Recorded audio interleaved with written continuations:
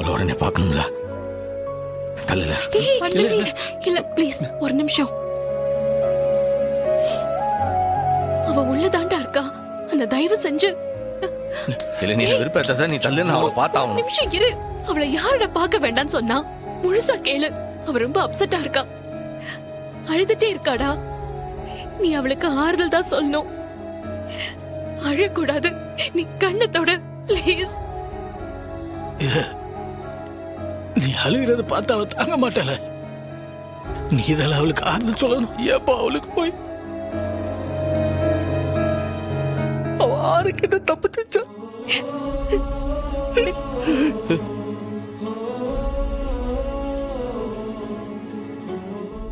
அந்த ஆண்டவ அவளை சோதனை மேல சோதனை கொடுத்து சோதிக்க.